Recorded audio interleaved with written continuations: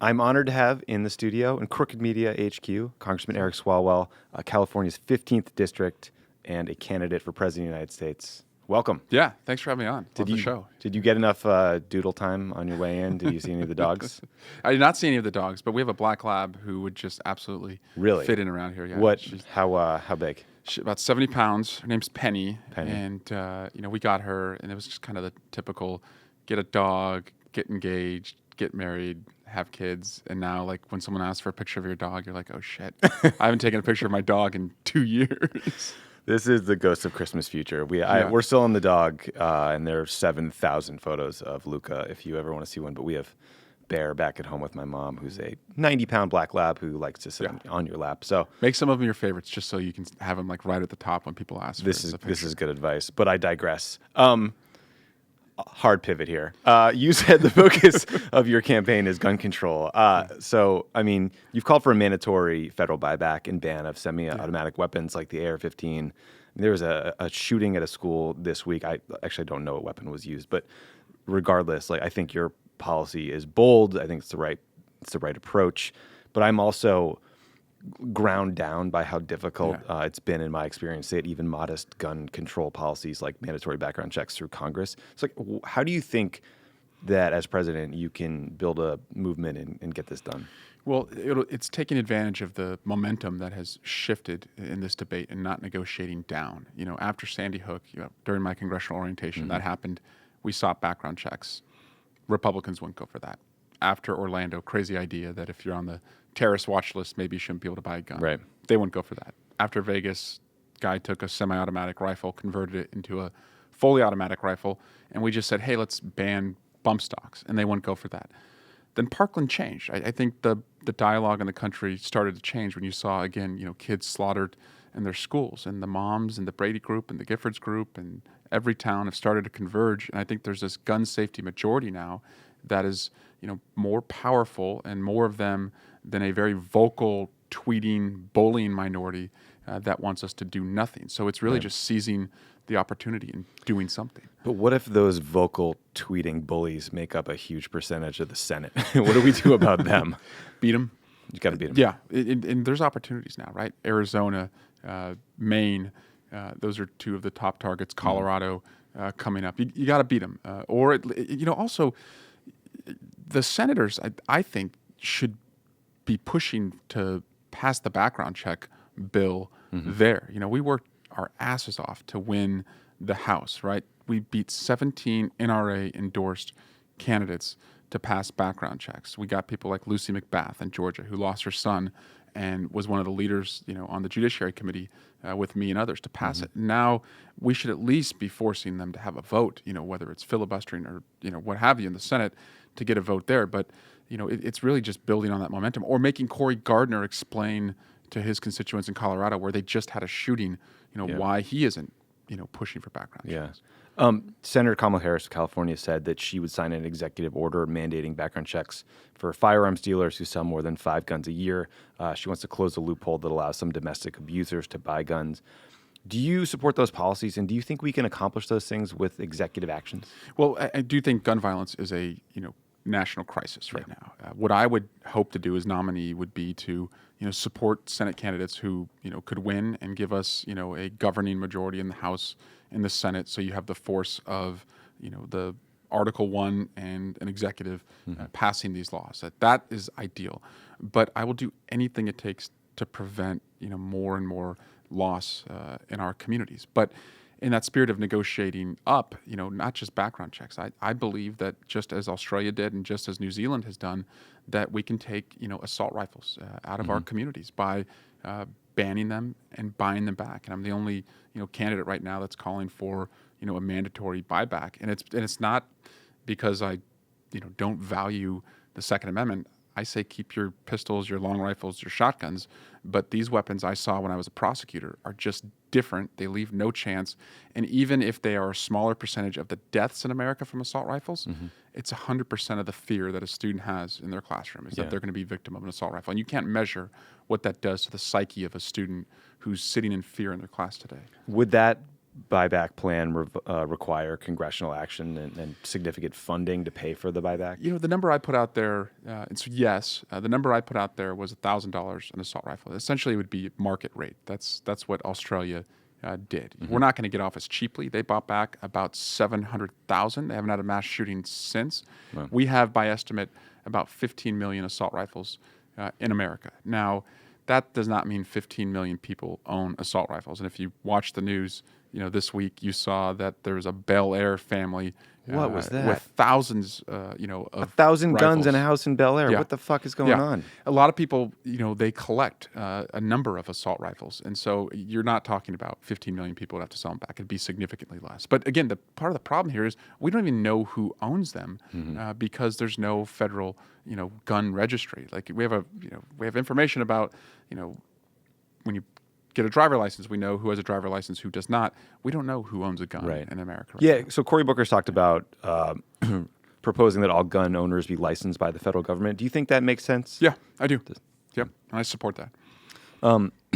So your campaign mantra has been go big, be bold, do good. So besides the gun control policies we just talked about, what do you think the boldest thing you put forward is, or the biggest idea you'd want to implement as president? Yeah, so, and I hope people see that boldness on gun safety can also be projected on education, on healthcare, on even governing. So, for example, on healthcare, like we're going to have a coverage debate. I mean, absolutely, we have to get away from this free market coverage plan where, more and more paychecks are being eaten up by prescription drug costs or premiums. And as a father of 2 kids under 2, like you become like a healthcare expert when you're like in and out of the ER. And I know not to call my wife after she's been fighting an insurance company all afternoon. So we live it. Stay off WebMD. Yeah, exactly. That never ends well for me. Right. That's right. Then you're like at the doctor's office. You're like, I know what this is, sir. Yeah. They're like, no, you're fine. So I hope the debate also, and the boldness that I would offer would be cures in our lifetime. I see this generation that is very collaborative and inventive in the private sector, but have lost faith that government could be a partner as it battles disease, and wants to believe that we can invest in genomics research, targeted therapies, data sharing, and using innovation as a way to bring down the cost. And I'll give you an example. A friend of mine, Brian Wallach, I don't know if you know him or not. Yeah. Brian worked on the Obama campaign, was a federal prosecutor. Last year he called me and told me he has ALS. He's 38. 2 beautiful girls, and he represents a generation that is going to do this on his own. He's started a foundation to take the fight, to ALS and find research, but he also wants to believe that his government, can be a partner and also invest in cures. And I want to be a leader, for the ALS patient, the Parkinson's patient, the Alzheimer's patient, to believe that their government is up to the job and that we're going to challenge the country to invest and find cures.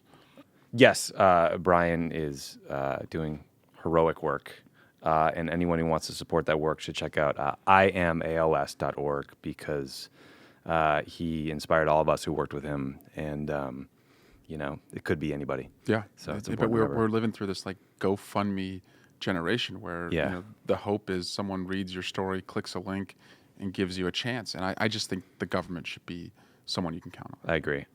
So there's some other ideas that have been proposed by other folks that some would call bold, others would call unrealistic. Yeah. I'm curious what you think about Medicare for all, debt-free college, legalizing marijuana. Are those things you're interested in talking about? Yeah, Medicare for anyone who wants it. So for me, it's a public option, recognizing that we're such a large country that, in some places, say you have a large steelworking population, or you have a lot of electricians in a community, or a lot of people who have the union plan and they want to keep their union plan because that's what's most affordable for them. I want them to be able to keep it. I just think the government has a bigger responsibility to invest in a public option. So Medicare for anyone who wants it, that would bring down the costs for private insurers, but also that in a public option we would be able to negotiate for the costs of prescription drugs, that we could import prescription drugs if we could make them safe, and also make sure that any of the manufacturers could be held liable if something goes wrong. That to me is doable. We almost did that, as you know, when President Obama was in office, but the Senate, had, obviously there were other ideas. Yeah, well, other ideas. On education, Yep. I'm the first in my family to go to college. Came with a cost. And paying off just under $100,000 now in student debt, and I see this generation that is deferring the dreams of buying their first home, taking a good idea and starting a business, or starting a family. It's like a first date conversation now. Yeah. How much student debt? Right. What's your do you interest have? rate? Right. Yeah, that's like a Tinder category now. And so, what I want to do is put more money in more pockets to realize those dreams. I think you can do two things that actually can get passed, and it's bipartisan. One would be to bring the interest rate to zero, so that the government's not making $1.6 billion a year on student loans. Yeah. Two would be to allow employers to contribute tax-free to their employees' student loan debt, just like a 401k contribution. That's an incentive for the employer to do that. When it comes to college, this free college debate, I support free community college. But for a 4-year university, our college bargain is if you work through college, you do work study, you work and you learn, and when you come out and take your first job, if you do community service hours for people or communities that need it, that adds up to a debt-free education. So you work for college, college works for you. And I think it just represents that, in the end, nothing is truly free, but if you're giving back to a community, that adds up to a debt-free university, a debt-free college. And I think I could pass that in the House. And I'll just tell you, Tommy, the challenge I've seen being someone who went to Congress when I was 31 was that, one, over half the Congress is made up of millionaires. Right. And two, most of those folks, most of the people in Congress went to college at a time when it was affordable. So they're completely or doubly disconnected from the problem because their kids aren't taking on student debt, or they went to college at a time when it was affordable. So they just don't see this issue. Now, and I've led a group called Future Forum in the Congress for the last 5 years. We have over 50 members on the Democratic side in our 40s and under. A large chunk of us have student loan debt. So I think this issue is just ripe for action. Were you one of those members who had to sleep in your office and cut It corners? cost me a lot to rent, but I was not, so shameless to do that. No, I don't think anyone should sleep in a government building. It's just weird. It's just weird. Yeah, it's not ideal. No. I guess you have staff, you have people trying to get in and out and do their jobs. It's bad for They your don't need to mental see you health brushing too. your teeth. Get Yeah. the hell out of the office. Yeah. Yeah. That's good advice. Speaking of Congress, the President of the United States has been giving Congress the finger repeatedly recently. This morning, this is Thursday, Speaker Pelosi declared that we're in a constitutional crisis.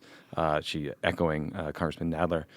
Congressman Schiff subpoenaed the full Mueller report and related evidence. It sounds like the House is about to hold Attorney General Bill Barr in contempt.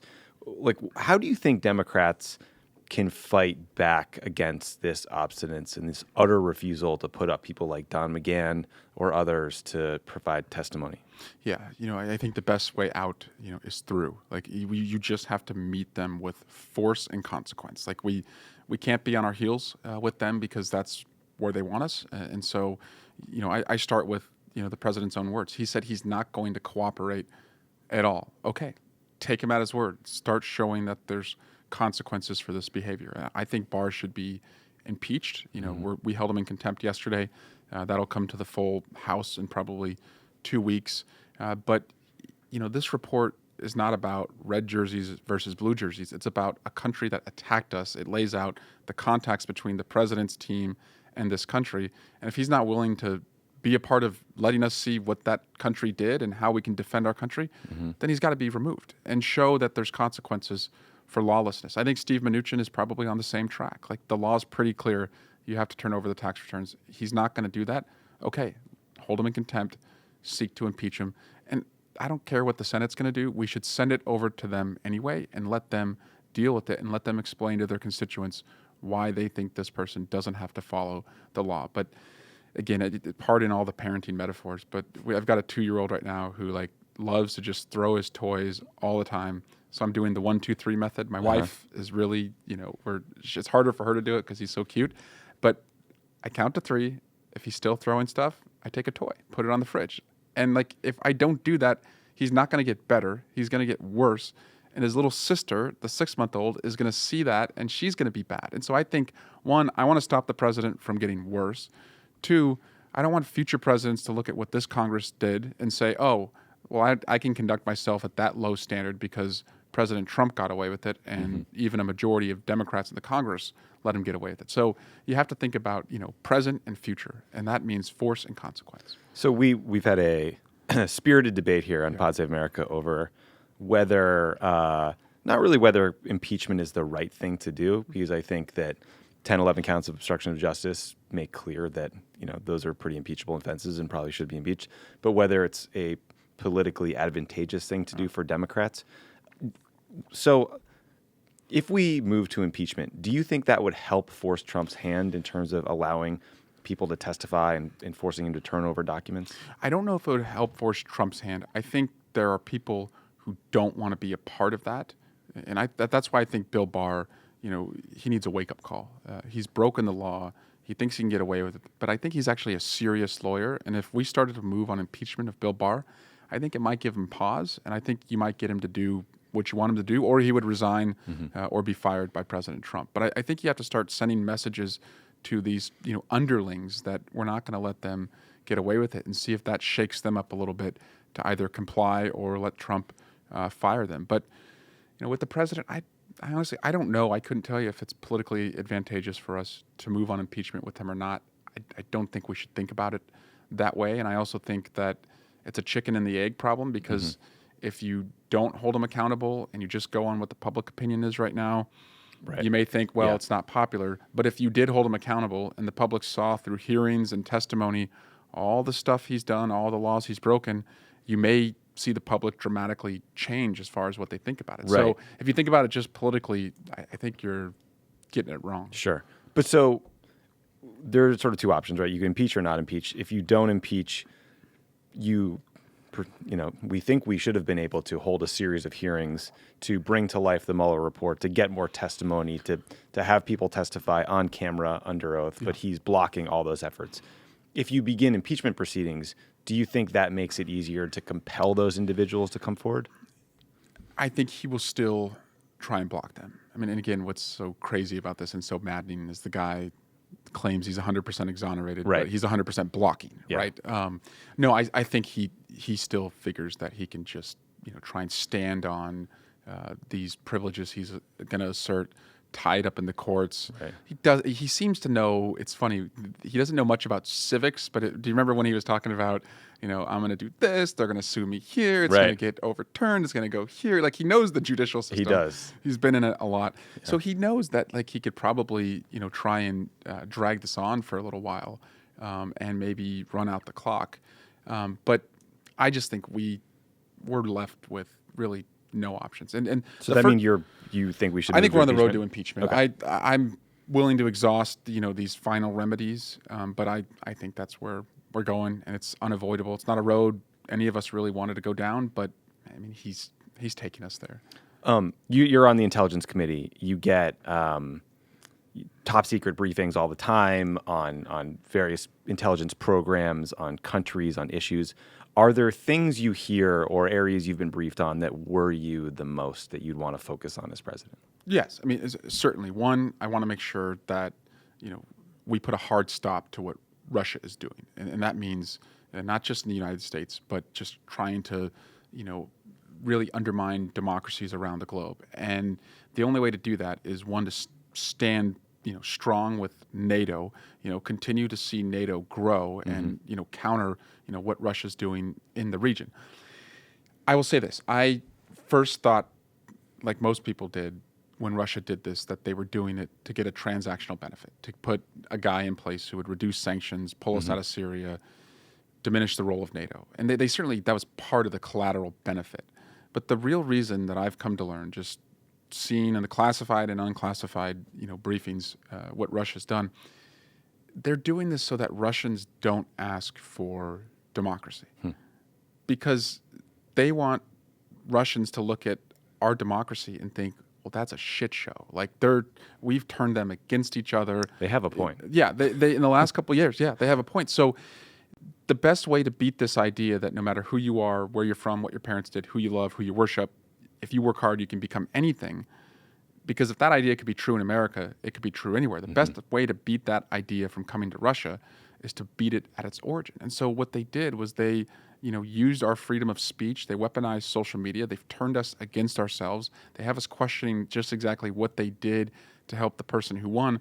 And so Russians, in Moscow are not going to say, we don't want that. And then when we call them out, on the world stage, for human rights violations or encroaching into, Ukraine, we have less standing because we've got a mess at home. So that's why they did it. And I think you need a president who understands that, can counter that.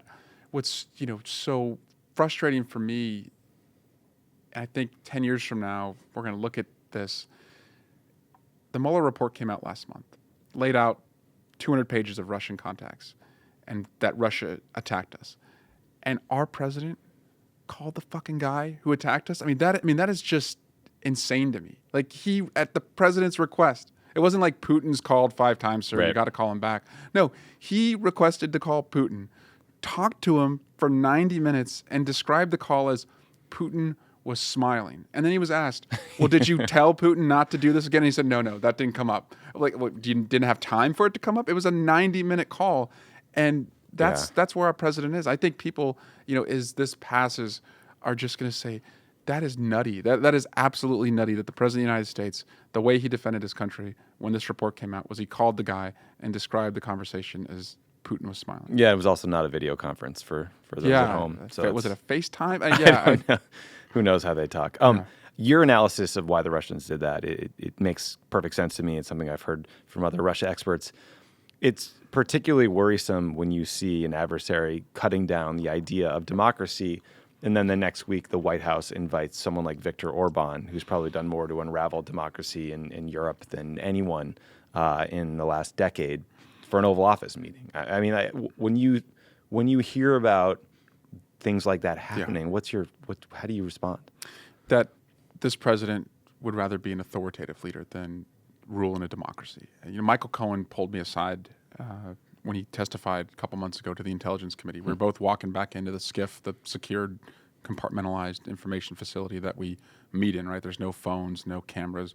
You go into this facility, and we had a bathroom break, and he and I just happened to walk in at the same time. And he said to me, what really worries me about this guy is that he won't leave office, that he's not going to accept the result of an election. And, that is a guy that has worked as his fixer, knows him best. Yeah. And Cohen said, this guy wants to be a dictator. And he said that's why he likes Kim, that's why he likes Erdogan, that's why he likes Putin. And that really worries me. Do you think that's why Speaker Pelosi echoed that sentiment recently? Yeah, and it's because just as Trump is setting up the elections may be rigged, right? He did that in 16. He did that a little bit in 18. I think you're going to see him start to do that again. I think we have to seed for the American people what this guy's instincts really are so that they're prepared if he tries to do it. It wasn't a coincidence that, Jerry Falwell Jr. A couple days ago tweets Donald Trump is owed 2 more years of his presidency because of the Russia investigation. The president retweets it and then starts to say almost the same thing. I think, he would love to try and do that. And so we can't be on our heels this time. Like, we need to make sure that under no circumstances is that even discussed. And yes, she's right. Overwhelm the ballot box to make sure that you can't deny the result. But your other question, I just want to say, countering China economically is going to be one of the biggest challenges also for the next president. They're an economic force.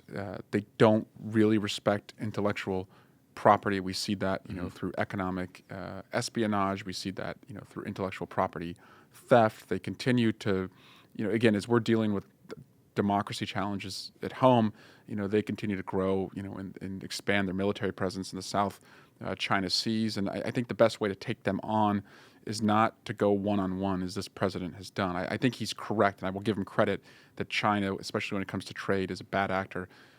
But if you think about this like a lawsuit, like when the little guy gets screwed by the big guy, and right now we're getting, when it comes to trade, like the trade deficit is so big between China, we can't really take them on, tit for tat.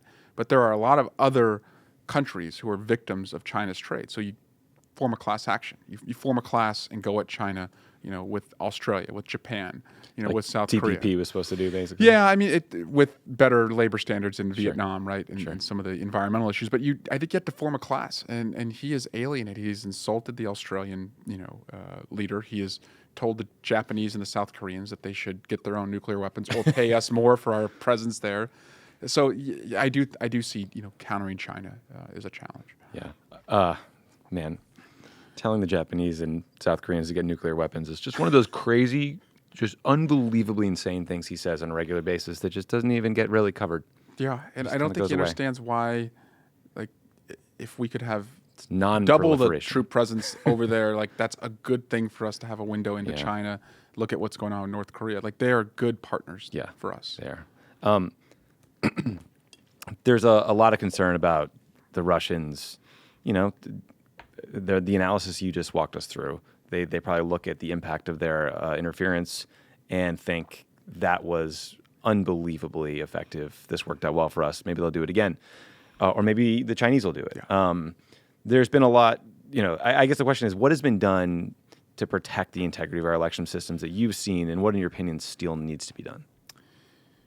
I think the most important thing we can do is have awareness as American people of like how our social media platforms have been weaponized. And I think that sadly comes from the top. Like you need a president to unite the country, explain what they did, challenge social media companies to not let this happen on our platforms, so that when we see these types of divisive posts coming from foreign intelligence services, we recognize it and we dismiss it, and it doesn't come into our political ether. That takes leadership from a president. Right now, it's even with the majority in the House, like it's going to be hard to like lead that dialogue if the president isn't acknowledging what they did. So we can fund election security. The Republicans defunded the $350 million that had gone to election security and was supposed to go to it in the last cycle. We can put that back in place as we go into this budget battle, in September. I've written legislation called Duty to Report. Senator Blumenthal and I have introduced it. It would require any candidate, campaign, family member, if you're approached with dirt on your opponent by a foreign agent, you have to tell the FBI. I'm about to introduce legislation. Same thing for social media companies. If you see foreign interference on your platform, you have to tell the FBI. So just so that we see it and that they have a responsibility not to take, or if they are taking money in rubles, as we saw last time, that the FBI knows about it and can counter it. But I really think it's awareness more than anything. The hardest part about this is biting your tongue and not talking about it too much, because Republicans would love for us to say that the Russians might influence the next election because they want that single mom who's picking up her little girl from daycare, has to get her bathed, has to get her fed on election day, to think, you know what, I can go to the polls, wait for a half hour, but if the results are going to be rigged, like why does it matter? Like that. So they would love for us to scream about the voting, the ballot box not being secure. So we have to be careful in how you talk about it. Agreed. This morning, Chris Hughes, one of the original co-founders of Facebook, wrote, quote, the government needs to do two things: break up Facebook's monopoly and regulate the company to make it more accountable to the American people. Just breaking up Facebook is not enough. We need a new agency empowered by Congress to regulate tech companies. Its first mandate should be to protect privacy. Do you agree with those proposals? I think we need a national privacy law, like the endeavor that Europe just underwent and now has the different disclosures that are made to consumers. And if any of your listeners go to any European website or any website that goes through a European server, you have to opt in as to how your information is being used. I think we can do that in the United States. I also think we need a federal breach notification law. Right now, there's 49 different breach notification laws in our country, and so when you have like the Equifax breach or the Target breach, I think we should have one standard, so what we know. But the challenge here, I really believe, is, our laws around, our antitrust laws were, largely written around, whether, monopolies were causing the price of goods to go up. Right. And here, it's almost the opposite, right?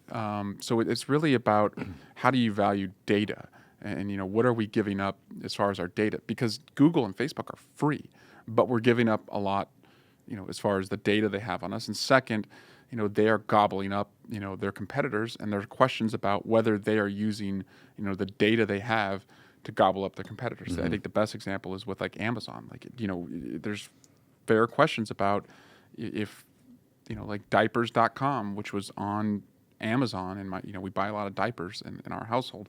If Amazon is using the data of people who buy diapers if people were going on Amazon and buying diapers from diapers.com, and Amazon is using that data, and then they manufacture their own diapers and sell their own diapers based on the data that they were getting from people buying from diapers.com, like that may not technically violate our laws, but like it raises the question, like, do we need to rethink like how data is used? So you're not putting businesses, out. Agreed. Quick foreign policy grab bag here. I mean, not quick necessarily, but on Iran. So Trump recently deployed an aircraft carrier and a bomber task force to the Middle East, reportedly in response to some intelligence passed to us by the Israelis about threats from Iran. Have you seen that intelligence, and do you think that the response was proportional or appropriate?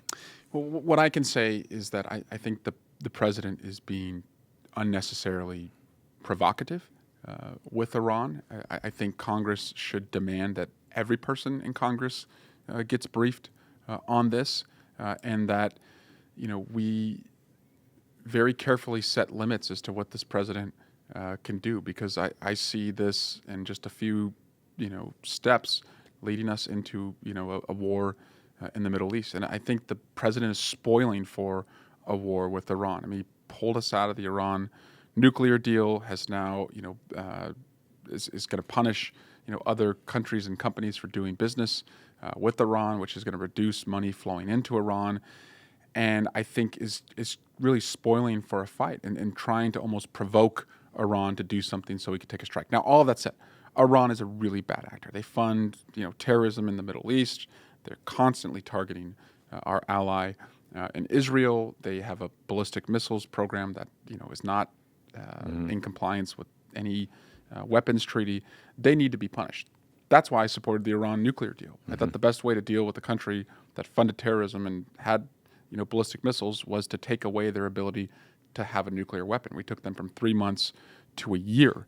Now they're saying that they're not going to follow all parts of the agreement. We're not going to be able to, monitor them and verify what they're doing. And so they're going to get closer to having the nuclear weapon. And by the way, continue to do that other stuff, which is going to force us, to have to do something. I think we may have to, in Congress, set some limitations on what the president can do. That was something that, Speaker Boehner and Speaker Ryan were unwilling to do, whether it was through President Obama or, President Trump, as it related to Syria or the authorization for use of force, in Iraq and Afghanistan. And I think we need to update all of those. Agreed. In China, the Chinese have put up to 3 million members of a Uyghur Muslim minority group into what Trump's own Assistant Secretary of Defense called concentration camps. It seems to me that this is a crime against humanity, and given the scale, one of the most under-discussed, under-covered, under-acted upon things I've heard of in the world today. What do you think we can do to stop them? Yeah, it is a crime against humanity, and the president should include, human rights when he discusses trade with China. And I don't want to be trading with a country that is treating, millions of people like that, or at least trading with them and not bringing it up and telling them that we're watching. This is something where the United States typically would show leadership on, especially in the United Nations. But instead, this president is having us pull out of, human rights conventions in the United Nations. And again, this goes back to a president who is alienating us, from the world. And when you mentioned earlier, our mantra for the campaign: go big on the issues, be bold with solutions, do good in the way that we govern. And this is, to me, a part of like the doing good. Next president's going to have to go on a global affirmation tour, take the oath, catch a plane, assure our allies we're still with them, start to hold up again, the principles that make us so special, human rights, freedom of press, freedom of worship, getting rid of the Muslim ban ourselves. But I think it's hard, for us to have moral leadership and call out the Chinese for the way that they're treating ethnic and religious minorities when we have a Muslim ban in place and we are separating women and children at our own border. Yeah. You said on the Intelligence Committee, as we've talked about, you guys provide oversight of the intel community. Somehow our most closely held, highly classified secrets and programs keep leaking. It started with WikiLeaks, and there was Snowden. Then there were the so-called Vault 7 documents that detailed the CIA's global cyber espionage programs. It's like a two-part question for you. How do you think, or how is it possible that this kind of material keeps getting out? And two, Do you think it's time for us to develop some clear public rules of the road that put limits and guardrails around cyber activities to include what the U.S. is doing via the NSA or CIA? Yeah. So one, I have supported expanding the scope of it's called PCLOB. It's the Public Civil Liberties Oversight Board. Is that right? Throwback. I love the PCLOB. Right? Yeah. So PCLOB used to have access to classified and covert actions. Yeah. Then their access to covert actions was taken away. When did that happen? I think it was in the last 5 years.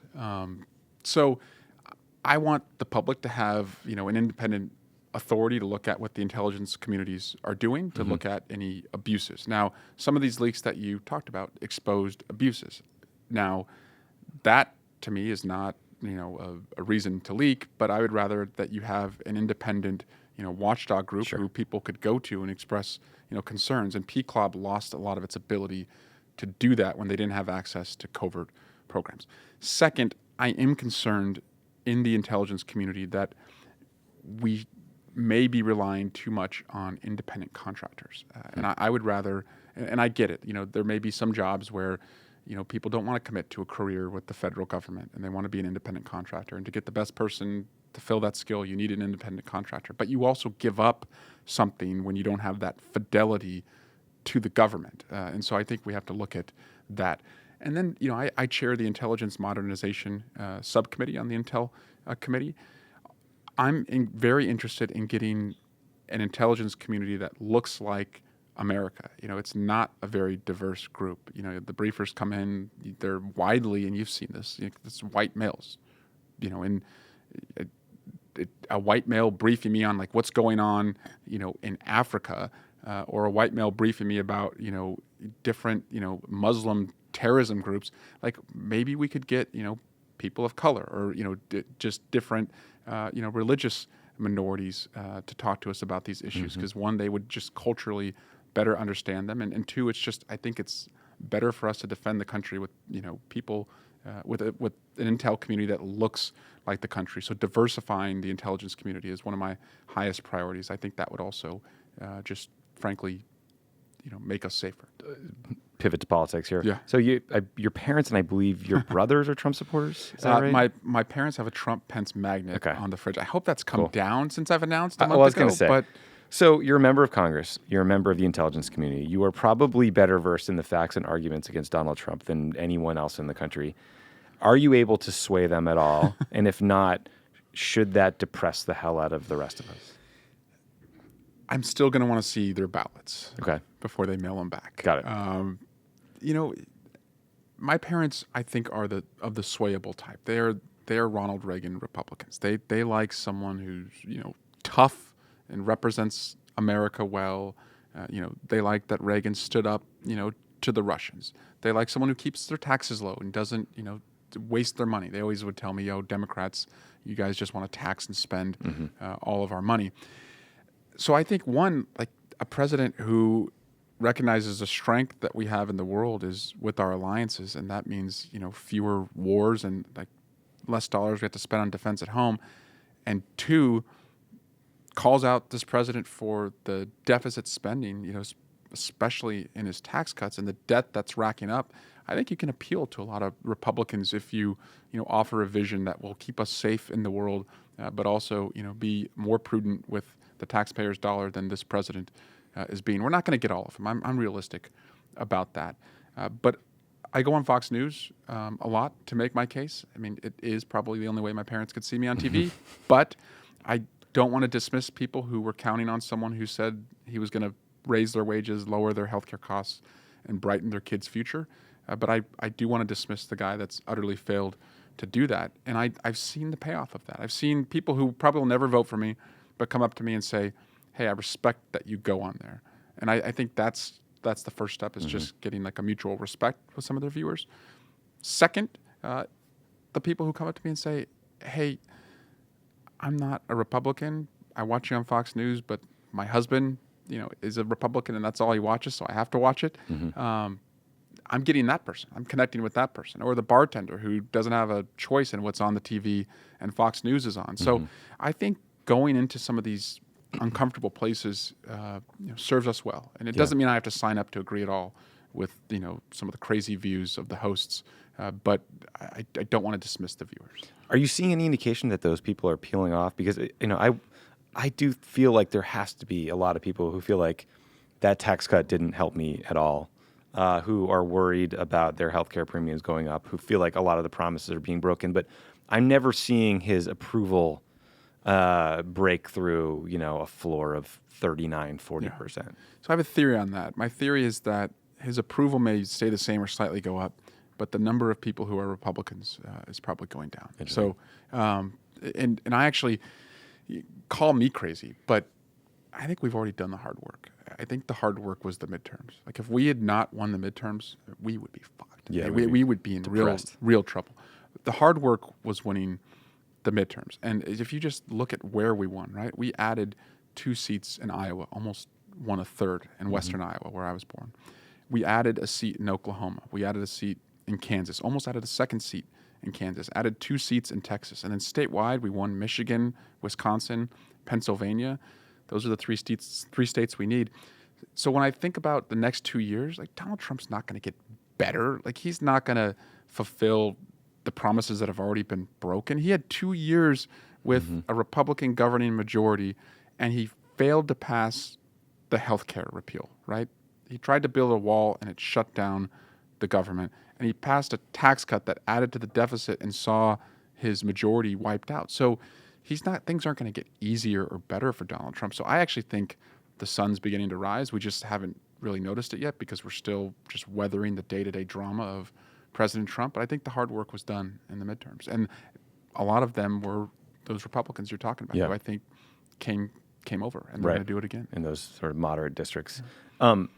You have talked about the importance of representation and knowing when you can speak to someone else's experience and you cannot. You've also talked about how you would ask a woman to be your vice president. So I asked this in the least trolly way possible, but like some might argue that the most sincere form of promoting representation and equal rights would be to say support one of the great women running for office. How do you respond to that criticism? And you know what?